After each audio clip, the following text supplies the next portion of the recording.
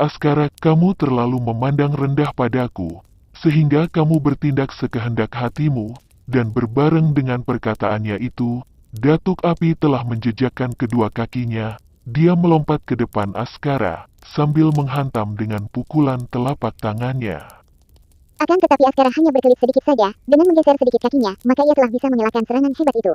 Angin pukulan yang tidak mengenai sasarannya terus juga meluncur dan menerjang sebatang pohon yang tadi berada di belakang Askara. Terdengar suara menggelegar, batang pohon itu segera tumbang.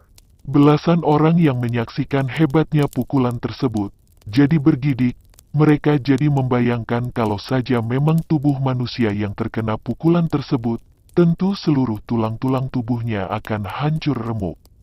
Dan di waktu itu, Askara telah berkata dengan sikap yang tetap tenang dan sabar, "Dengarlah Datuk Api, kami selalu berusaha mengajakmu kembali ke jalan yang lurus. Memang kami mengakui, kamu memiliki kepandaian yang sangat tinggi. Akan tetapi manusia seperti kamu, dengan perangai yang begitu berangasan, tentu bisa mengancam keselamatan orang-orang rimba persilatan. Askara, tidak perlu kau banyak bicara, coba-coba menasehatiku. Aku bukan anak kecil lagi," teriak Datuk Api gusar. "Kau tidak perlu berusaha mempengaruhiku dengan kata-katamu, karena aku adalah Datuk Api, yang tetap merupakan satu-satunya orang yang memiliki kepandaian sangat tinggi." Setelah berkata begitu, cepat sekali Datuk Api melangkah maju beberapa tindak, mendekati Askara, sikapnya memperlihatkan bahwa dia ingin menerjang, dia menyerang lagi. Askara mengangkat tangannya, dia bilang dengan sikap yang tetap sabar, "Tahan, kita harus mengakui kenyataan. Kepandaian kita berimbang, jika kita bertempur, tentu tidak ada salah seorang di antara kita yang menang atau kalah. Karena dari itu, kukira tidak ada gunanya kita mengadu kekuatan dan kepandaian karena hanya akan membuat kita bercapai lelah, tidak ada gunanya. Justeru aku ingin mengajakmu buat menghadiri rapat yang akan kami adakan. Jika memang kamu hadir, di sana kita bisa merundingkan perihal bermacam-macam ilmu kanuragan dari berbagai aliran. Bagaimana Datuk Api? Apakah kamu telah merubah keputusanmu?" Tetapi Datuk Api tidak menyahuti, hanya diam-diam dia telah mengerahkan tenaga dalamnya. Jika seseorang dari rimba persilatan melatih tenaga dalamnya, ia melatih tenaga murni, akan tetapi seperti aneh pada kulit tubuhnya yang memancarkan warna merah seperti api. Justru Datuk Api juga memiliki tenaga dalam yang aneh sekali, karena ia memiliki kekuatan tenaga dalam selain dahsyat juga sangat panas sekali seperti api. Jika seseorang atau benda apa saja yang terkena pukulannya dengan tenaga dalam seperti itu, niscaya akan hangus dan musnah. Dan sekarang, karena dia merasa dipermainkan oleh Askara, diam-diam dia hendak mempergunakan tenaga api andalannya tersebut. Dia telah mengerahkan tenaga dalamnya itu, maka waktu dia menggerakkan tangan kanannya, berusaha menghantam Askara dari jarak jauh. Waktu itu angin pukulannya itu mengandung hawa yang panas sekali. Belasan orang yang berdiri terpisah cukup jauh masih bisa merasakan betapa panasnya angin serangan itu. Menderu-deru dengan hebat sekali, di mana angin pukulan itu telah membuat tubuh mereka jadi seperti dipanggang di dalam kobaran api, dan tersengat panas. Cepat dan gugup mereka segera menjauhi diri dari Datuk Api merapat ke batu besar di mana di balik batu besar itu ada Jambu Nada, Megarani dan Nilam Dewi. Sedangkan Askara tetap tenang di tempatnya, walaupun angin pukulan Datuk Api memang luar biasa panasnya, akan tetapi dia tidak jeri. Askara memang memiliki tenaga dalam yang terlatih baik dan kepandaian yang tinggi. Karena dari itu dia tidak pernah merasa jeri terhadap Datuk Api. Sekarang melihat datangnya serangan istimewa ini, dia berkelit pula dengan cepat. Kembali batang pohon di belakangnya jadi korban sasaran telapak tangan dari Datuk Api, sehingga pohon itu seketika menjadi hangus. Askara telah merogoh sakunya dan mengeluarkan sesuatu, kemudian dilemparkannya ke arah Datuk Api. Benda itu mencicit mengeluarkan suara yang aneh sekali, dan warnanya juga memantulkan sinar yang sangat putih menyilaukan mata. Belasan orang yang tidak bisa melihat jelas benda itu, Hanya menduga tentunya benda tersebut adalah binatang yang berjiwa, karena bisa mencicit mengeluarkan suara seperti itu.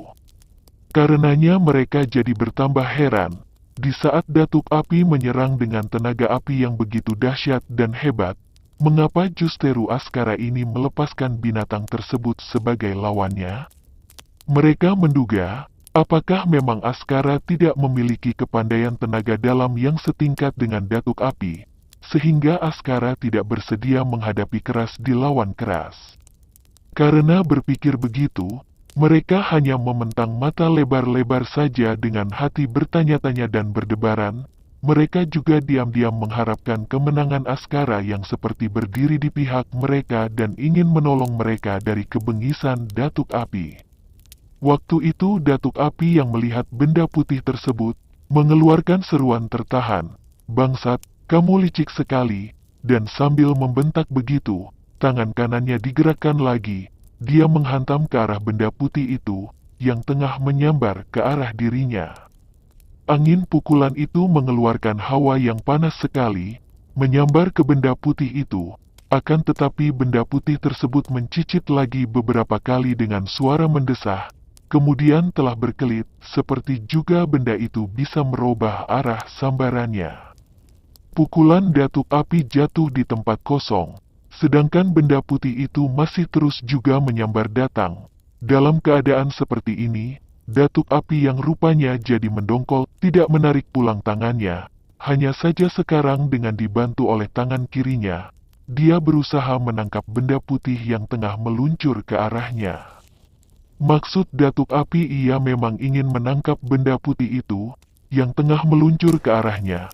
Memang gerakannya itu merupakan gerakan yang tidak terduga. Di saat benda putih itu meluncur ke arahnya, justeru dia telah memapaki untuk menangkapnya.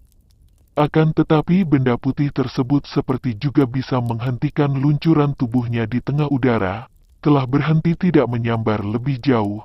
Tangkapan kedua tangan datuk api jatuh di tempat kosong, dan berbareng dengan itu benda putih itu telah menghantam ke punggung tangan dari datuk api. Datuk api menjerit kecil, karena punggung tangannya telah kena digigit oleh benda putih itu, yang sekarang terlihat bentuknya cukup jelas, sebab tidak meluncur lagi dan tengah menggigit punggung tangan datuk api. Itulah seekor kodok yang berwarna putih mulus seperti salju. Seketika belasan orang itu yang menyaksikan kodok putih tersebut menyadari bahwa kodok putih yang seperti salju itu tentunya merupakan kodok mustika. Karena kodok tersebut dapat dipergunakan untuk bertempur menghadapi lawan yang begitu tangguh, dan kodok yang putih bagaikan salju tersebut malah dapat berkelit dari serangan datuk api, dapat menahan meluncur dirinya dan juga dapat balas menyerang. Bahkan dia berhasil menggigit punggung tangan datuk api. Hal ini benar-benar merupakan kejadian yang langka sekali dan jarang bisa ditemui di dalam dunia. Karena dari itu, belasan orang itu, yang walaupun tengah terluka parah, menderita kesakitan, tidak urung menyaksikan keanehan dari kodok putih itu, mementang mata mereka lebar-lebar, karena mereka ingin menyaksikan apa yang akan dilakukan kodok putih itu menghadapi keampuhan dari ilmu dan tangan mautnya datuk api.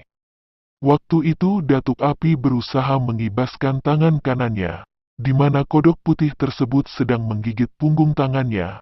Walaupun datuk api telah mengibas dengan kuat, toh tetap saja kodok putih itu tidak bisa terlepas, giginya terus menyentil di kulit tangannya.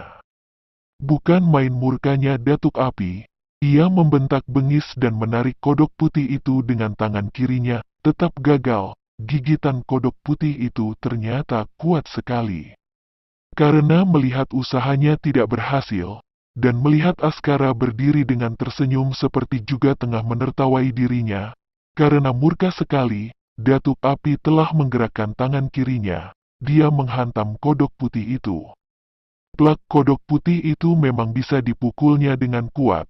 Akan tetapi tubuh kodok putih itu tetap utuh dan tetap menggigit. Pukulan yang dilakukan datuk api seperti juga tidak membawa hasil. Askara telah tertawa. Kodok putihku itu merupakan kodok mustika yang tidak akan dapat dihantam hancur. Ia tidak akan binasa, karena tubuhnya akan dapat menerima pukulan yang bagaimana kuat sekalipun tanpa dia terluka.